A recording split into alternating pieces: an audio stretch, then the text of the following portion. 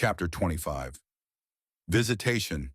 The visitation room wasn't built for comfort. It was built for punishment. The harsh fluorescent lights buzzed overhead, reflecting off the scratched glass partition that sliced the room in two. Cody sat on his side, his hands resting on the table, fingers twitching with a nervous rhythm he couldn't quite stop. The phone on the wall next to him looked like it belonged in a different century, its plastic scuffed and dulled by years of desperate hands. PJ appeared on the other side of the glass, looking as tired as Cody felt. He slid into the chair, picked up the receiver, and raised an eyebrow. Cody did the same, the receiver cold and heavy in his hand. "You look like hell," PJ said, leaning forward. Cody smirked faintly. "You should see the other guy." "Oh, wait, there isn't one. Just me, in here." PJ didn't laugh, but there was a flicker of something in his eyes. Concern, maybe. Or pity. Cody wasn't sure which he hated more. "How you holding up?" PJ asked. Cody leaned back, letting the phone cord stretch taut. "Like a guy whose best gig in years ended in handcuffs. You?" "Running on fumes," PJ said, tapping a manila folder against the table on his side. "But I got news, big news." Cody raised an eyebrow. "Yeah? The good kind or the bad kind?" "Depends on your perspective," PJ replied. "Karen's been working her magic, pulling strings, big ones." Cody frowned. "Karen? Karen. Since when does she care?" "Since you walked back into her life and dragged your sorry ass on stage at the Hollywood Bowl," PJ said. "Turns out people love a comeback story, even if it ends with a perp walk." Cody's lips twitched halfway to a smile. "What did she do?" PJ leaned in closer, lowering his voice like they weren't already talking through a wall of bulletproof glass. "She's organizing a benefit concert. For you." Cody blinked, stunned. "A concert? For me? Do these people know I'm in here?" "Apparently that's part of the charm," PJ said with a shrug.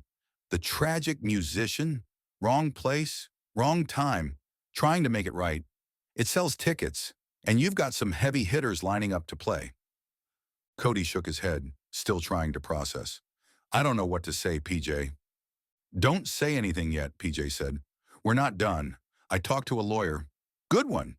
He thinks we've got a shot at an appeal." Cody's eyebrows shot up. "An appeal? Based on what?"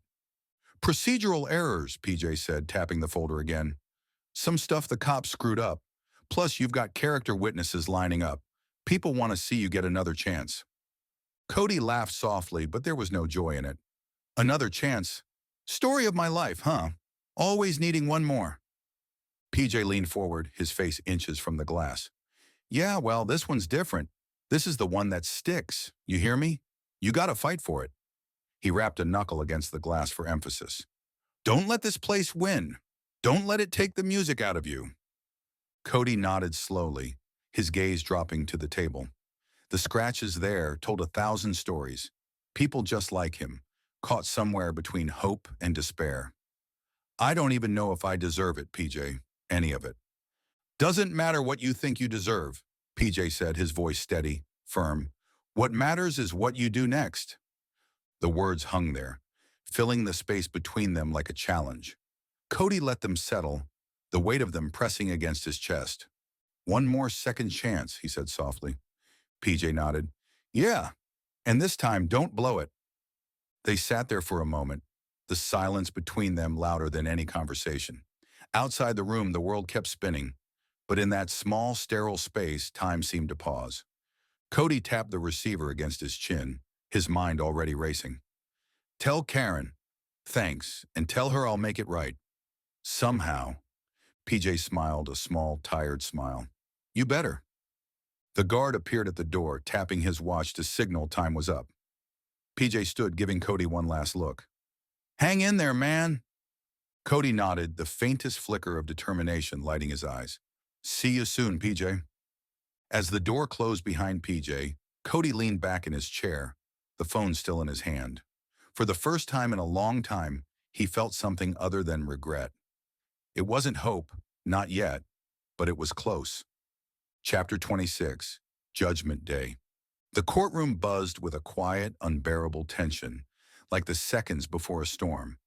Every seat was filled, the gallery a sea of faces eager for justice or closure, or just a good story to tell later. Cody stood at the defendant's table, his too big suit hanging off him like a hand-me-down from a kinder time. He looked out of place, like a kid at his first school play, except this stage didn't have a curtain to hide behind.